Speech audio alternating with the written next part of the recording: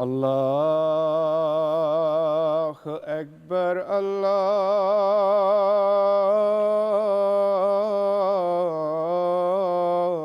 الله أكبر الله أكبر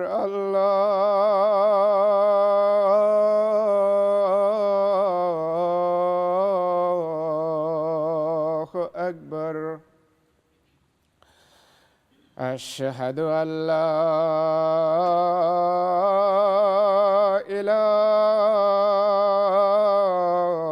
إله إلا الله أشهد أن لا إله إلا الله أشهد أن محمدًا رسول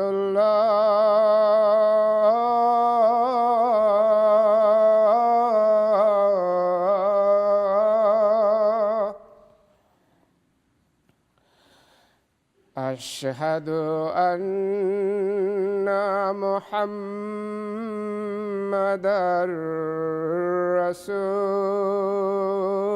رسول الله حي على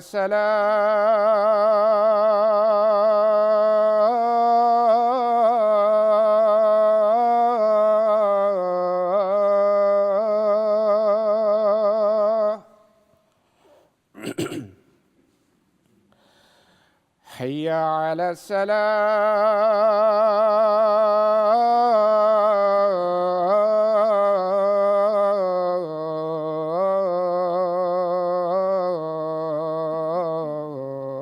السلام حي على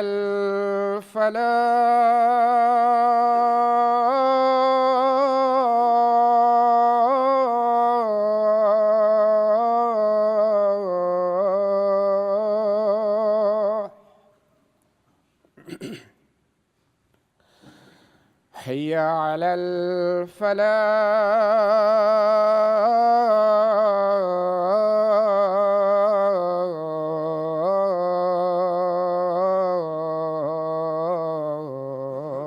الفلاح الله أكبر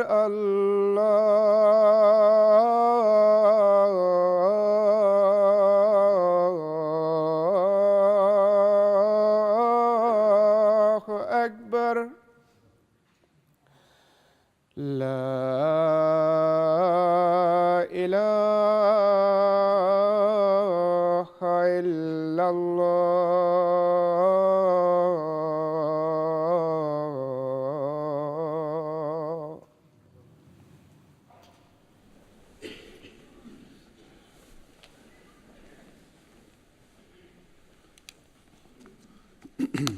السلام علیکم ورحمۃ اللہ۔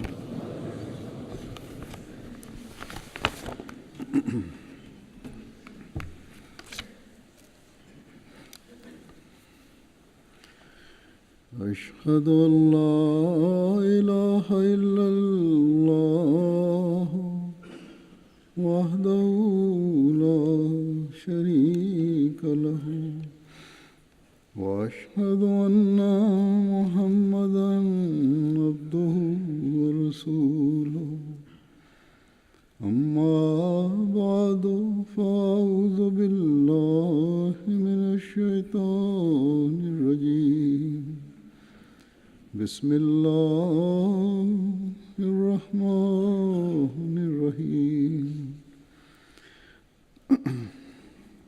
الحمد لله رب العالمين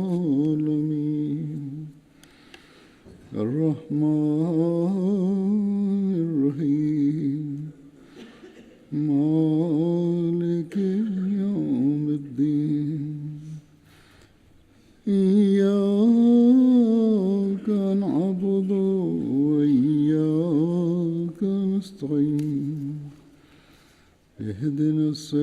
الصراط المستقيم صراط الذين أنعمت عليهم غير المغضوب عليهم ولا الضالين.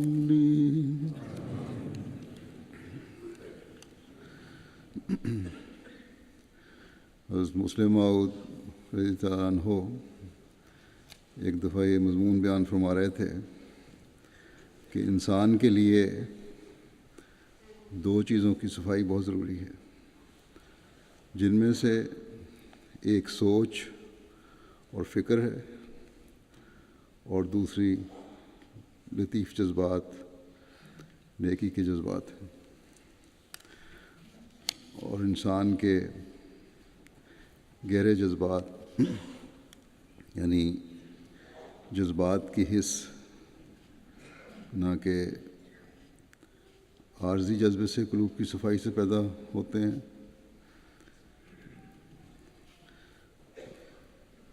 یعنی مستقل رہنے والے نیک اور پاکیزہ جذبے اس وقت پیدا ہوتے ہیں جب دل مکمل طور پر صاف ہو، اور افکار کی صفائی یعنی خیال، سوچ اور غور کا ہمیشہ صاف رہنا، جسے عربی میں تنویر کہتے ہیں، دماغ کی صفائی سے حاصل ہوتی ہے. تنویر اس بات کو کہتے ہیں کہ انسان کے اندر ایسا نور پیدا ہو جائے کہ ہمیشہ صحیح خیال پیدا ہو. تنویر کوشش کر کے پاک خیال پیدا کرنا نہیں ہے، بلکہ ایسا ملکہ پیدا ہو جائے کہ ہمیشہ صحیح خیالات پیدا ہوتے رہیں، کبھی کوئی غلط قسم کے خیالات آئیں ہی نہ. اور ظاہر ہے یہ باتیں مسلسل کوشش اور اللہ تعالیٰ کے فضل سے ہی پیدا ہوتی ہیں. بہرحال اس بارے میں آپ حضرت مسیح علیہ السلام کے حوالے سے بیان فرماتے ہیں کہ حضرت مسیح علیہ السلام سے میں نے خود سنا ہے، بعض دفعہ جب آپ سے کوئی فقہی مسئلہ پوچھا جاتا تو چونکہ یہ مسائل زیادہ تر انہی لوگوں کو یاد ہوتے ہیں جو ہر وقت اسی کام میں لگے رہتے ہیں، بسا اوقات آپ فرمایا کرتے کہ جاؤ مولوی نور الدین صاحب سے پوچھ لو، یا مولوی عبدالکریم صاحب مرحوم کا نام لیتے کہ ان سے پوچھ لو، یا مولوی سید حسن صاحب کا نام لے کر فرماتے کہ ان سے پوچھ لو، یا کسی اور مولوی کا نام لے لیتے.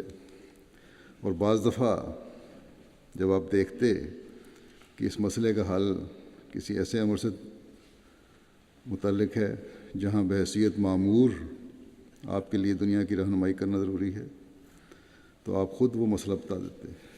مگر جب کسی مسئلے کا جدید اصلاح سے تعلق نہ ہوتا تو آپ فرما دیتے کہ فلاں مولوی صاحب سے پوچھ لیں. اور اگر وہ مولوی صاحب مجلس میں بیٹھے ہوئے ہوتے تو ان سے فرماتے کہ مولوی صاحب یہ مسئلہ کس طرح ہے. مگر بعض دفعہ ایسا بھی ہوتا کہ جب آپ کہتے کہ فلاں مولوی صاحب نے یہ مسئلہ دریافت کر لو، تو ساتھ ہی آپ یہ بھی فرماتے کہ ہماری فطرت یہ کہتی ہے کہ یہ مسئلہ یوں ہونا چاہیے. اور پھر فرماتے کہ ہم نے تجربہ کیا ہے کہ باوجود اس کے کوئی مسئلہ ہمیں معلوم نہ ہو تو اس کے متعلق جو آواز ہماری فطرت سے اٹھے، بعد میں وہ مسئلہ اسی رنگ میں حدیث اور سنت سے ثابت ہوتا ہے. حضرت مسلم فرماتے ہیں کہ یہ چیز ہے جو تنویر کہلاتی ہے. تو تنویر اس بات کو کہتے ہیں کہ انسانی دماغ میں جو خیالات بھی پیدا ہوں وہ بھی درست ہوں. جس طرح ایک تندرستی تو یہ ہوتی ہے کہ انسان کہے کہ میں اس وقت تندرست ہوں، اور ایک تندرستی یہ ہوتی ہے کہ انسان آگے بھی تندرست رہے. تو تنویر وہ فکر کی درستی ہوتی ہے جس کے نتیجے میں آئندہ جو خیالات بھی پیدا ہوں درست ہی ہوں. آپ فرماتے ہیں کہ روحانی ترقی کے لیے تنویر فکر ضروری ہوتی ہے، اسی طرح روحانی ترقی کے لیے تقویٰ و طہارت کی ضرورت ہوتی ہے۔ اور حقیقت یہ ہے کہ جو تنویر کے معنی دماغ کی نسبت سے ہیں وہی تقویٰ کے معنی دل کی نیت سے ہیں، دل کی نسبت سے ہیں۔ لوگ عام طور پر نیکی اور تقویٰ کو ایک چیز سمجھتے ہیں، حالانکہ نیکی وہ نیک کام ہے جو ہم کر چکے ہیں یا کرنے کا ارادہ رکھتے ہیں، اور تقویٰ یہ ہے کہ انسان کے اندر آئندہ جو جذبات بھی پیدا ہوں وہ نیک ہوں۔ تو جیسا کہ ذکر ہو چکا ہے کہ فکر، سوچ اور غور ان کا دماغ سے تعلق ہے، یہ تنویر ہے، اور جذبات کا نیکی پر ہمیشہ قائم رہنا تقویٰ ہے، اس کا معاملہ دل سے ہے۔ جب کسی انسان کو تنویر افکار اور تقویٰ قلب حاصل ہو جائے تو وہ پھر بدی کے حملے سے محفوظ رہتا ہے، اور جب بدی کے حملے سے محفوظ رہے تو پھر ایسا انسان اللہ تعالیٰ کے فضل کے نیچے آ جاتا ہے۔ جیسا کہ حضرت مسیح موعود علیہ السلام مسلم موعود رضی اللہ عنہ نے فرمایا کہ عام معاملات میں حضرت مسیح موعود علیہ السلام بعض سوالات کرنے والوں کو سلسلے کے دوسرے علماء کی طرف بھیج دیا کرتے تھے، لیکن بہت سے سوالات ہیں جو بظاہر بہت چھوٹے ہیں، اس میں سلسلے کے علماء کی بھی آپ اصلاح فرمایا کرتے تھے۔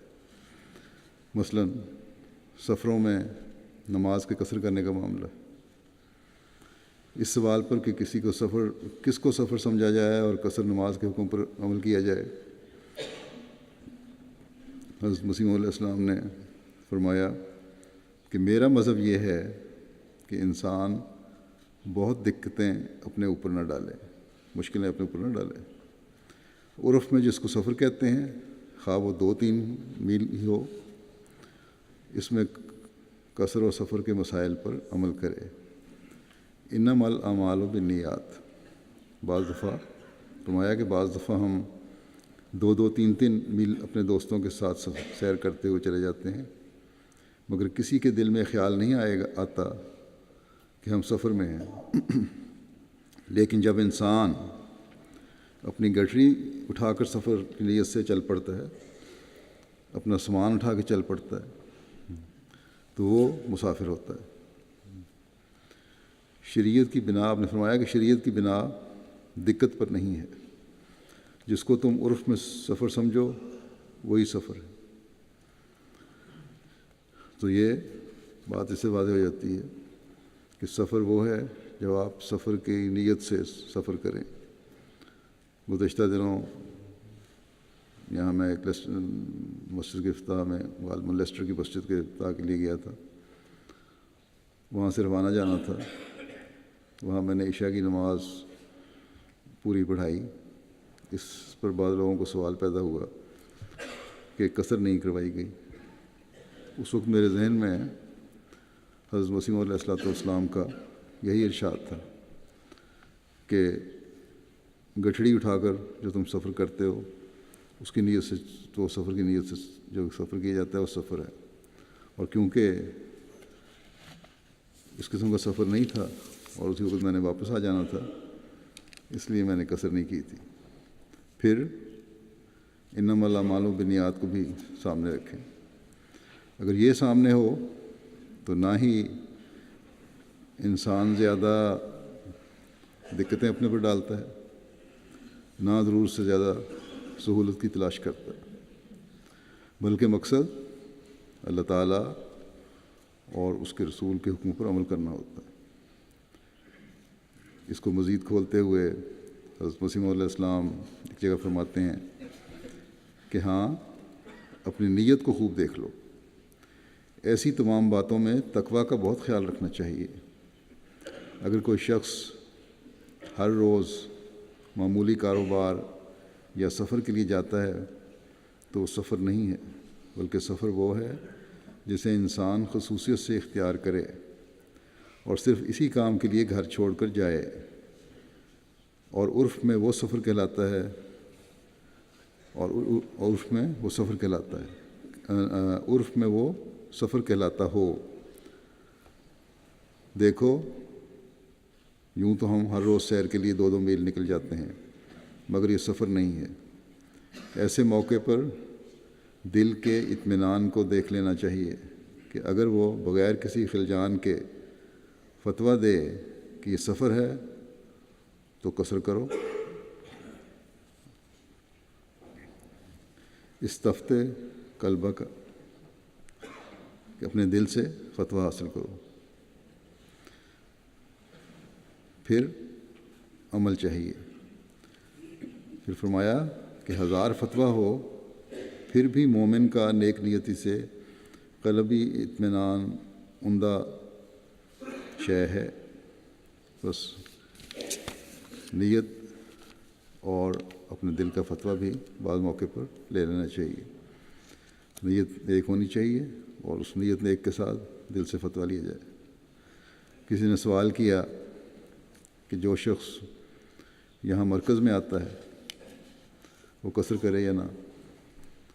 یہ سوال حضرت مسیح علیہ السلام سے کیا گیا، اور اب بھی بعض لوگ کرتے ہیں۔ بعض لوگوں کو خیال ہے کہ مرکز میں جانے پہ قصر نہیں ہے۔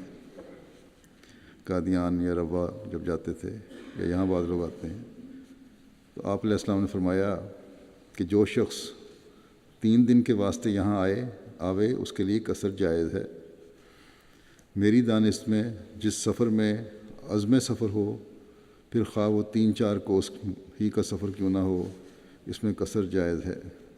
ہاں، اگر امام مقیم ہو تو اس کے پیچھے پوری نماز پڑھنی پڑے گی۔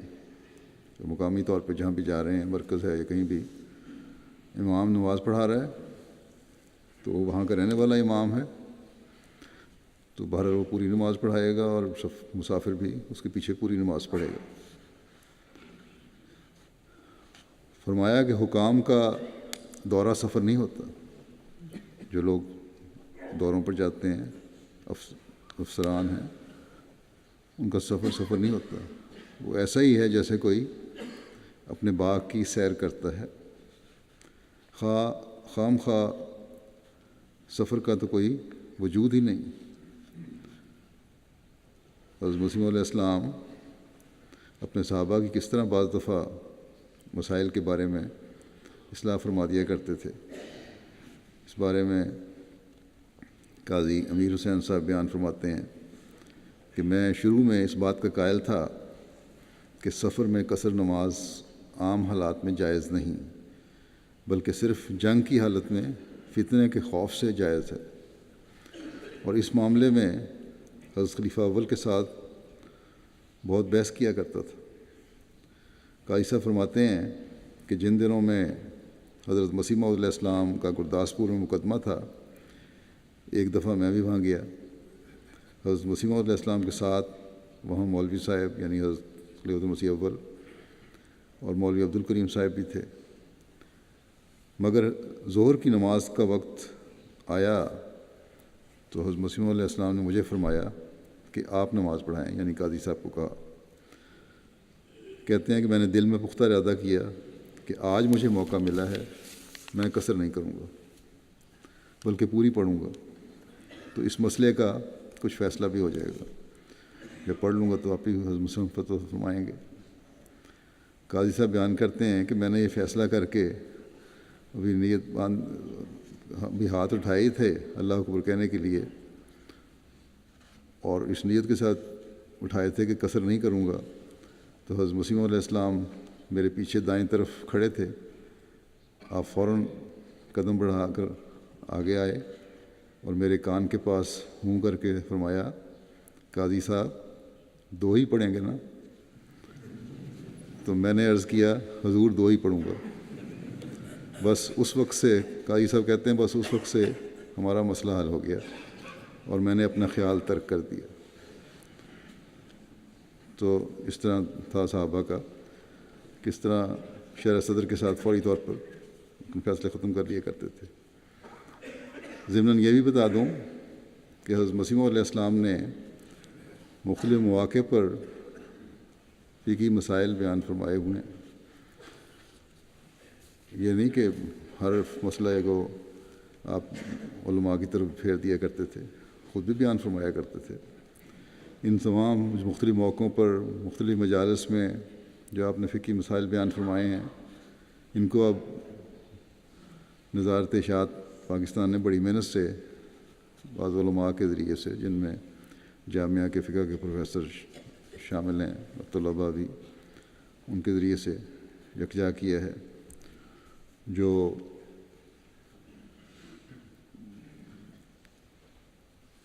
فقہ المسیح کے نام سے یہاں چھپ گئی ہے کتاب یہ،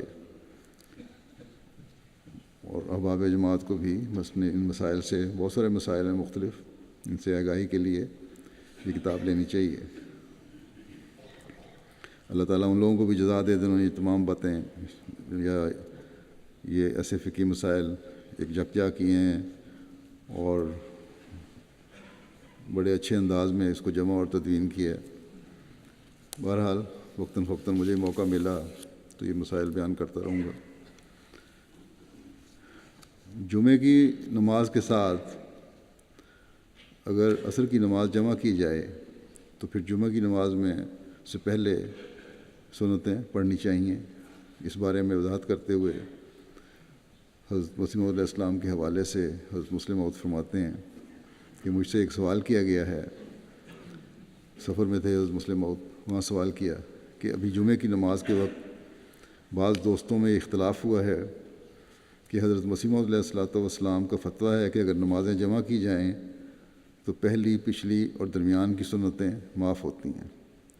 اس میں شک نہیں کہ جب نماز ظہر و عصر جمع ہو تو پہلی اور درمیانی سنتیں معاف ہوتی ہیں، یا اگر نماز مغرب اور عشاء جمع ہو تو درمیانی اور آخری سنتیں معاف ہو جائیں گی. لیکن اختلاف، آپ فرماتے ہیں کہ اختلاف یہ کیا گیا ہے کہ ایک دوست نے یہ بیان کیا کہ وہ ایک سفر میں میرے ساتھ تھے، یعنی مسلم موعود کے، میں نے جمعہ اور عصر کی نمازیں جمع کر کے پڑھائیں اور جمعہ کی پہلی سنتیں بھی پڑھیں. یہ دونوں باتیں صحیح ہیں. نمازوں کے جمع ہونے کی صورت میں سنتیں معاف ہو جاتی ہیں، یہ بات بھی صحیح ہے. اور یہ بھی صحیح ہے کہ رسول کریم صلی اللہ علیہ وسلم جمعہ کی نماز سے قبل جو سنتیں ہیں وہ پڑھا کرتے تھے. میں نے وہ سفر میں پڑھی ہیں اور پڑھتا ہوں، اور اس کی وجہ یہ ہے کہ جمعے کی نماز سے پہلے جو نوافل پڑھے جاتے ہیں وہ نماز ظہر کی پہلی سنتوں سے مختلف ہیں. ان کو دراصل رسول کریم صلی اللہ علیہ وسلم نے جمعے کے اعزاز میں قائم فرمایا ہے. سفر میں جمعے کی نماز پڑھنا بھی جائز ہے اور چھوڑنا بھی جائز ہے. یعنی اگر سفر میں انسان ہو تو جمعہ کی نماز بھی پڑھ سکتا ہے اور چھوڑ بھی سکتا ہے. اور چھوڑنے کا مطلب یہ نہیں کہ نماز چھوڑ دی، بلکہ ظہر کی نماز پڑھے. آپ فرماتے ہیں کہ میں نے حضرت مسیح موعود علیہ السلام کو سفر میں پڑھتے بھی دیکھا ہے اور جمعہ پڑھتے بھی دیکھا ہے اور چھوڑتے بھی دیکھا ہے. ایک دفعہ حضرت مسیح موعود علیہ السلام ایک مقدمے کے موقع پر گرداسپور تشریف لے گئے ہوئے تھے، تو وہاں مصروفیت تھی. آپ نے فرمایا کہ آج جمعہ نہیں ہوگا کیونکہ ہم سفر پر ہیں. ایک صاحب جن کی طبیعت میں بے تکلفی تھی وہ آپ کے پاس آئے اور عرض کیا کہ سنا ہے حضور نے فرمایا جمعہ نہیں ہوگا. حضرت خلیفۃ المسیح اول یوں تو ان دنوں گرداسپور میں ہی تھے، مگر اس روز کسی کام کے لیے قادیان آئے ہوئے تھے. تو ان صاحب نے خیال کیا کہ شاید جمعہ نہ پڑھے جانے کا ارشاد آپ نے اس لیے فرمایا ہے کہ مولوی صاحب یہاں نہیں ہیں، وہ بھی جمعہ پڑھایا کرتے تھے. اس لیے کہا کہ حضور مجھے بھی جمعہ پڑھانا آتا ہے. آپ حضرت مسیح وسلم نے فرمایا ہاں آتا ہوگا، مگر ہم تو سفر پر ہیں اس لیے نماز پڑھ رہے ہیں آج ظہر کی. ان صاحب نے کہا کہ حضور مجھے اچھی طرح جمعہ پڑھانا آتا ہے اور میں نے بہت دفعہ پڑھایا بھی ہے. اس پر حضرت مسیح وسلم نے جب دیکھا کہ ان صاحب کو جمعہ پڑھانے کی بہت خواہش ہے تو فرمایا کہ اچھا آج جمعہ ہو جائے.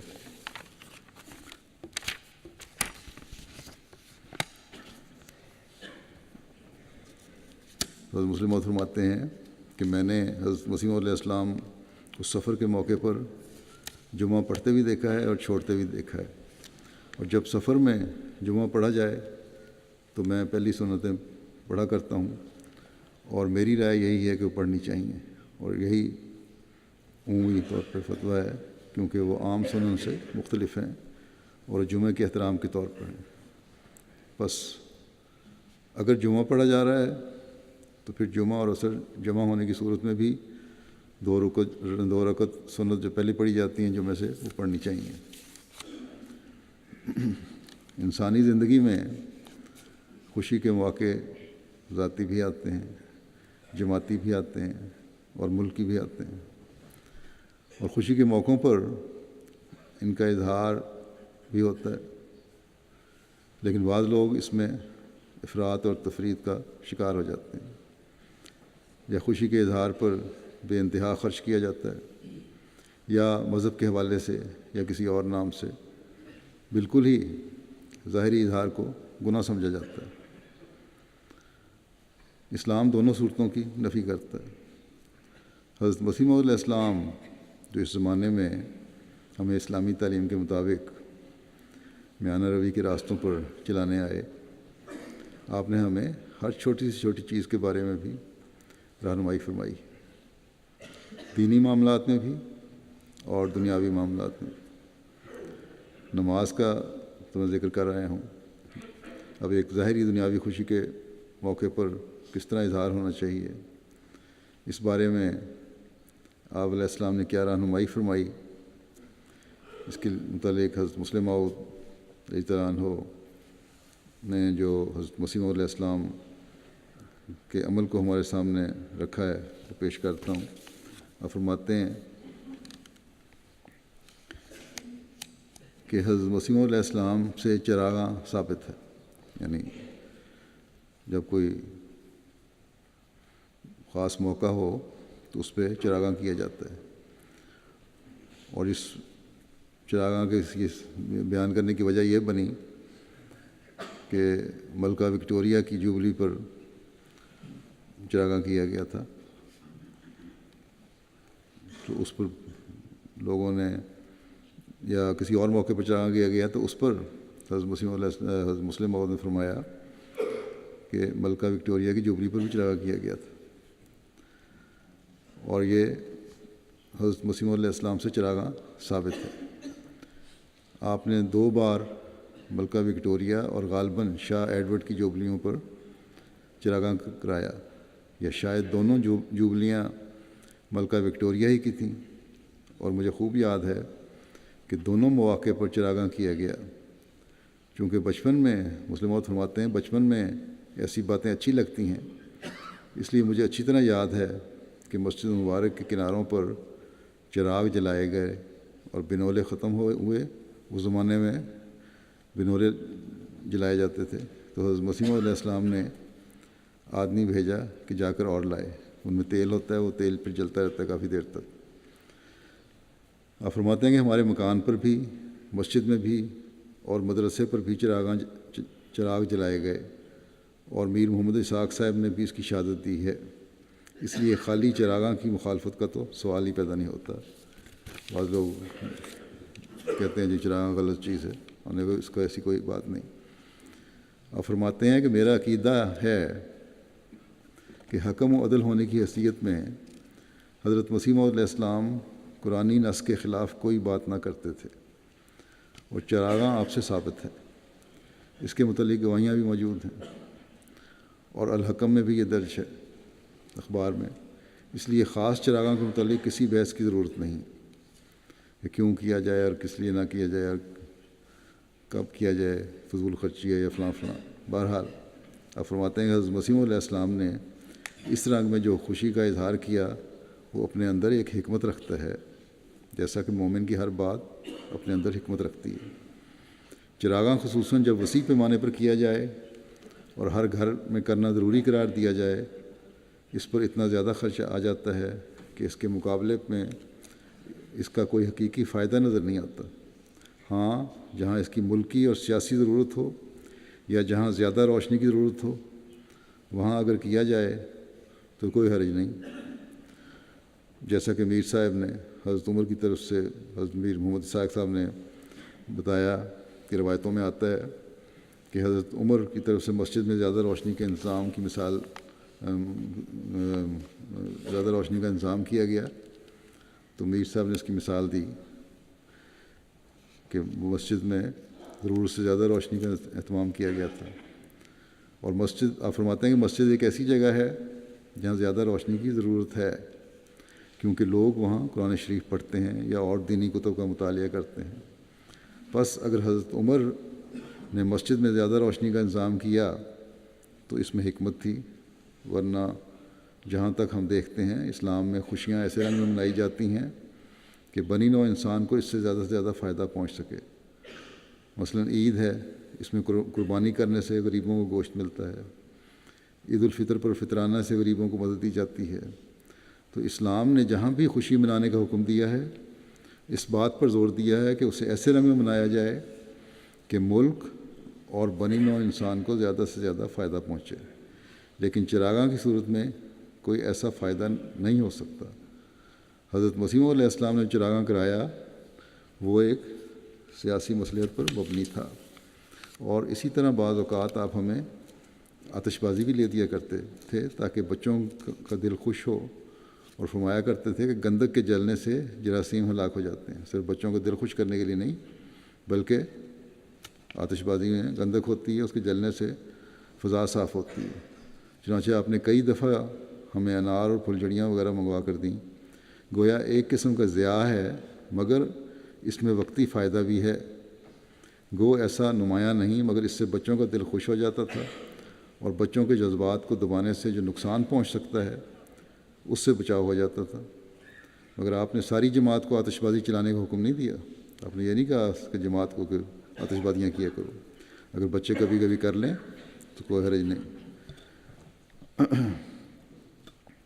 اور اس نیت سے بھی کیے جائے کہ فضا بھی صاف ہوگی تو دونوں چیزیں مل جاتی ہیں. بچے بھی خوش ہو جاتے ہیں اور فضا بھی صاف ہو جاتی ہے. بچے اگر تھوڑی سی تفریح کر لیں تو کوئی حرج نہیں ہے. ان کے جذبات کو بالکل دبایا نہ جائے. بچوں میں یہ احساس بھی رہے کہ ان کو ان کی جو کھیل کود کی عمر ہے، اس میں اسلام ان کے جائز مطالبات کو رد نہیں کرتا. مثلا چراغاں ہے، آتش بازی ہے، جہاں انہیں ملک کی مجموعی خوشی میں باتیں شامل کرتی ہیں، ان سے ملک سے ایک تعلق کا اظہار بھی ہوتا ہے، اور بچوں کی تفریح بھی ہو جاتی ہے. بس موقع ماحول کے لحاظ سے اور اعتدال میں رہتے ہوئے کوئی تفریح کرنے میں کوئی حرج نہیں. لیکن یہ بچوں پر بچپن سے ہی واضح کر دینا چاہیے کہ اسلامی تعلیم کے دائرے اور ملکی قانون کے دائرے کے اندر رہ کر ہی ہم یہ ساری باتیں کرتے ہیں اور کریں گے. حضرت مسلم موعود اپنے بچپن کے 2 واقعات بیان کرتے ہوئے فرماتے ہیں کہ مجھے ہمیشہ یاد رہتا ہے، میں چھوٹا بچہ تھا کہ حضرت مسیح علیہ السلام ایک دفعہ ملتان تشریف لے گئے. میں بھی آپ کے ساتھ تھا. میری عمر اس وقت 7-8 سال کی تھی. اس سفر کے صرف 2 واقعات مجھے یاد ہیں. اور فرماتے ہیں یوں تو بعض واقعات مجھے اس وقت کے بھی یاد ہیں جب میری عمر صرف 2 سال کی تھی، بلکہ ایک دوست نے ایک واقعے کی طرف یاد دہانی کرائی اور مجھے وہ یاد آ گیا. اس وقت میری عمر صرف 1 سال تھی. بس فرماتے ہیں مجھے چھوٹی عمر کے بھی بعض واقعات یاد ہیں، لیکن اس سفر کی صرف 2 باتیں میرے ذہن میں ہیں. پہلی بات تو یہ ہے کہ واپسی پر حضرت مسیح علیہ السلام لاہور ٹھہرے. وہاں ان دنوں مومی تصویریں دکھائی جا رہی تھیں، یعنی موم سے تصویریں بنائی جاتی تھیں یا مجسمے سے بنائے جاتے تھے، جن سے مختلف بادشاہوں اور ان کے درباروں کے حالات بتائے جاتے تھے. شیخ رحمۃ اللہ صاحب مالک انگلش ویئر ہاؤس جو ان دنوں بمبئی ہاؤس کہلاتا تھا، انہوں نے حضرت مسیح موعود علیہ الصلوۃ والسلام سے عرض کیا کہ یہ ایک علمی چیز ہے، ایسی معلوماتی چیز ہے، تاریخ کے بارے میں بتایا جاتا ہے، علمی چیز ہے، آپ اسے دیکھنے کے لیے تشریف لے چلیں۔ مگر حضرت مسیح موعود علیہ السلام نے انکار کر دیا۔ اس کے بعد انہوں نے مجھ پر زور دینا شروع کر دیا کہ میں چل کر وہ مومی مجسمے دیکھوں۔ میں چونکہ بچہ تھا، حضرت مسیح موعود علیہ السلام کے پیچھے پڑ گیا کہ مجھے یہ مجسمے دکھائے جائیں۔ چنانچہ حضرت مسیح موعود علیہ الصلوۃ والسلام میرے اصرار پر مجھے اپنے ساتھ لے گئے۔ مختلف بادشاہوں کے حالات تصویروں کے ذریعے دکھائے گئے تھے، جن میں بعض کی موتوں اور بعض کی بیماریوں وغیرہ کا نقشہ کھینچا گیا تھا۔ بس فرمایا ایک تو یہ واقعہ مجھے یاد ہے۔ اب حضرت مسیح موعود علیہ السلام نے حامی بھی اس لیے بھری اور اس لیے لے کے گئے کہ بہت سے لوگوں نے اس کی تعریف کی تھی کہ ایک علمی اور تاریخی چیز ہے، اس نے دیکھنے میں کوئی حرج نہیں۔ صرف بچے کی ضد کو دیکھ کے نہیں چلے گئے تھے۔ اگر آپ سمجھتے کہ یہ ایک ایسی بات ہے جو اسلامی تعلیم کے خلاف ہے تو بے شک بچہ ضد کرتا، کبھی نہ جاتے۔ بس ایک علمی چیز تھی اس لیے آپ چلے گئے دیکھنے کے لیے، بچے کو ساتھ لے کے۔ مسلم موعود فرماتے ہیں کہ دوسرا واقعہ جو مجھے یاد ہے وہ یہ ہے کہ حضرت مسیح موعود علیہ السلام کی لاہور کے اندر کسی نے دعوت کی اور آپ اس میں شامل ہونے کے لیے تشریف لے گئے۔ کچھ اثر میرے دل پر بھی ہے کہ دعوت نہیں تھی، بلکہ مفتی محمد صادق صاحب یا ان کا کوئی بچہ بیمار تھا اور آپ اسے دیکھنے کی تشریف لے گئے تھے۔ بہرحال شہر کے اندر سے حضرت مسیح موعود علیہ الصلوۃ والسلام واپس آ رہے تھے کہ سنہری مسجد کی سیڑھیوں کے پاس میں نے ایک بڑا ہجوم دیکھا جو گالیاں دے رہا تھا اور ایک شخص ان کے درمیان کھڑا تھا۔ ممکن ہے وہ کوئی مولوی ہو، اور جیسے مولویوں کی عادت ہوتی ہے وہ شاید اپنی طرف سے بے موقع چیلنج دے رہا ہو۔ جب حضرت مسیح موعود علیہ السلام کی گاڑی پاس سے گزری تو ہجوم کو دیکھ کر میں نے سمجھا کہ یہ بھی کوئی میلہ ہے۔ چنانچہ میں نے نظارہ دیکھنے کے لیے گاڑی سے اپنا سر باہر نکالا۔ اس وقت کا یہ واقعہ آج تک مجھے نہیں بھولا کہ میں نے دیکھا کہ ایک شخص جس کا ہاتھ کٹا ہوا تھا اور جس پر ہلدی کی پٹیاں بندھی ہوئی تھیں، وہ بڑے جوش سے اپنے ٹھنڈے ہاتھ کو دوسرے ہاتھ پر مار کر کہتا جا رہا تھا کہ مرزا دوڑ گیا، مرزا دوڑ گیا۔ اب دیکھو یہ واقعہ ایک اور حوالے سے پہلے بھی بیان کر چکا ہوں، لیکن یہاں فرماتے ہیں کہ دیکھو ایک شخص زخمی ہے، اس کے ہاتھ پر پٹیاں بندھی ہوئی ہیں، مگر وہ مخالفت کے جوش میں یہ سمجھتا ہے کہ میں اپنے ٹنڈے ہاتھ سے ہی نعوذ باللہ احمدیت کو ختم کر دوں گا یا احمدیت کو دفن کر آؤں گا۔ یہ کیسی خطرناک دشمنی ہے جو لوگوں کے قلوب میں پائی جاتی ہے، اور کس کس طرح انہوں نے زور لگایا کہ لوگ قادیان میں نہ آئیں اور احمدیت کو قبول نہ کریں۔ ایسے کئی لوگ احمدیوں میں موجود ہیں جو حضرت مسیح موعود علیہ الصلوۃ والسلام کے زمانے میں قادیان آنے کے ارادے سے بٹالے تک آئے، مگر پھر ان کو مولوی محمد حسین صاحب بٹالوی نے واپس کر دیا۔ چنانچہ آپ فرماتے ہیں کہ میں نے سنا ہے کہ مولوی عبدالماجد صاحب بھاگلپوری بھی اسی لیے شروع میں احمدیت قبول کرنے سے محروم رہ گئے۔ جب وہ بٹالے میں آئے تو مولوی محمد حسین بٹالوی نے ان کو ورغلا کر واپس کر دیا، اور یہی مولوی محمد حسین صاحب بٹالوی کا روزانہ مشغلہ رہتا تھا۔ وہ ہر روز ریلوے اسٹیشن پر جا پہنچتے، اور جب بعض لوگ قادیان جانے کے ارادے سے اترتے تو وہ انہیں کہتے کہ وہاں جا کر کیا لوگے، وہاں گئے تو ایمان خراب ہو جائے گا، اور کئی لوگ انہیں عالم سمجھ کر واپس چلے جاتے اور خیال کرتے کہ مولوی محمد حسین صاحب جو کچھ کہہ رہے ہیں یہ سچ ہی ہوگا۔ تو یہ سب کچھ مولویوں کی مخالفت کی وجہ سے تھا۔ انہوں نے عوام کو بھی اس حد تک بھڑکا دیا تھا کہ وہ ٹنڈا بھی بیچارہ نعرے لگا رہا تھا۔ یہ سب کچھ حضرت مسیح موعود علیہ السلام کی جو مخالفت ہے علماء کی طرف سے ان کی جہالت اور ذاتی مفادات کے لیے تھی، لیکن لوگوں کو وہ مذہب کے نام پر اکسا کر اپنے مقصد پورے کر رہے تھے۔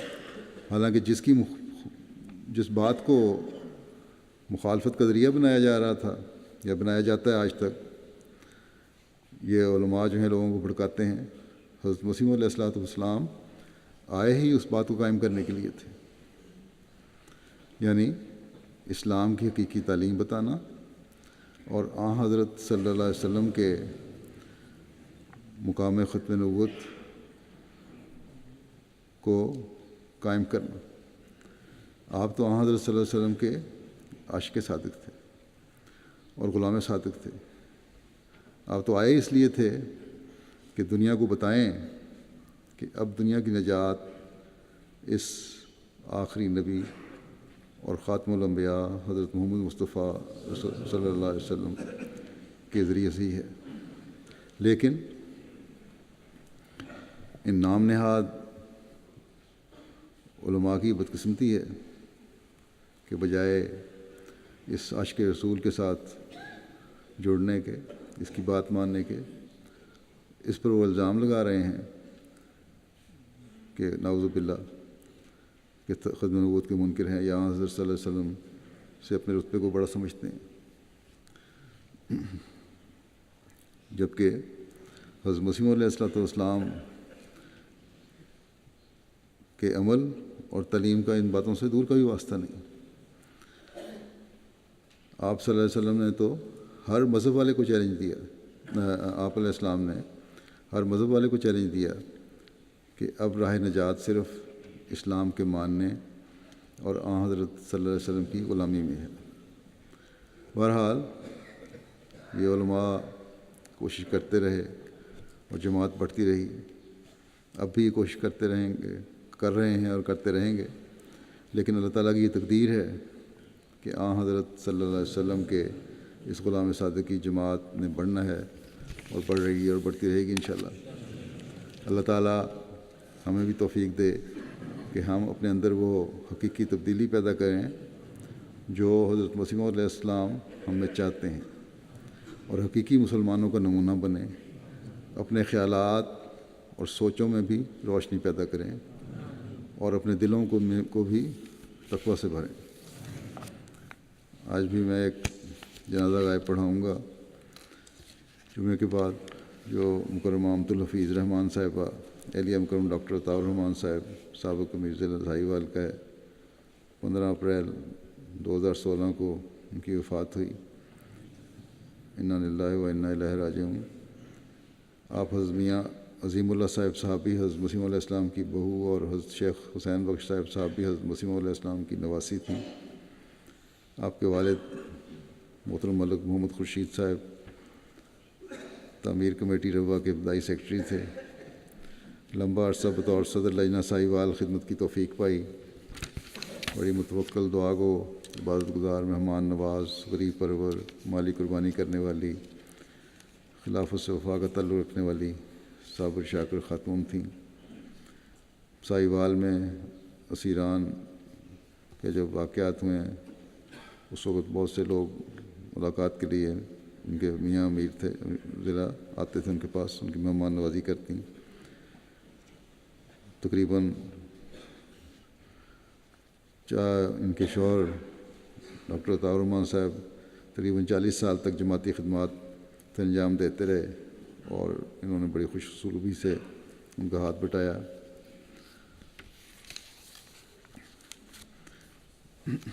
مرکز سے آنے والے مہمانوں کا بھی بڑا خیال رکھتی ہیں۔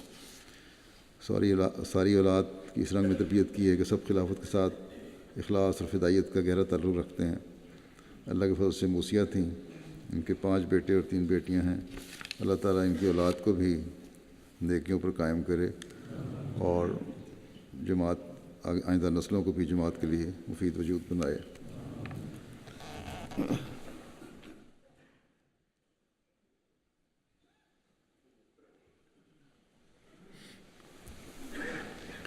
الحمد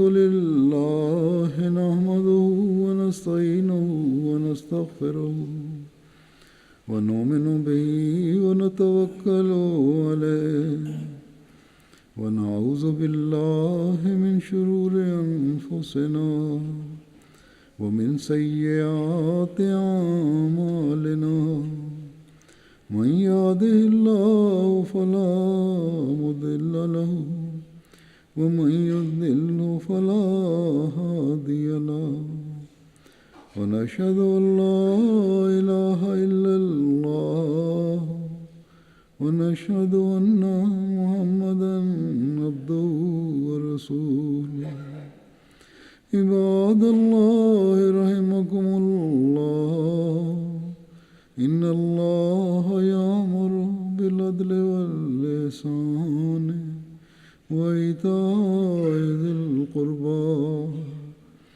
وينهى عن الفحشاء والمنكر والبغي يعظكم لعلكم تذكرون اذكروا الله يذكركم وادعوه يستجب لكم ولذكر الله أكبر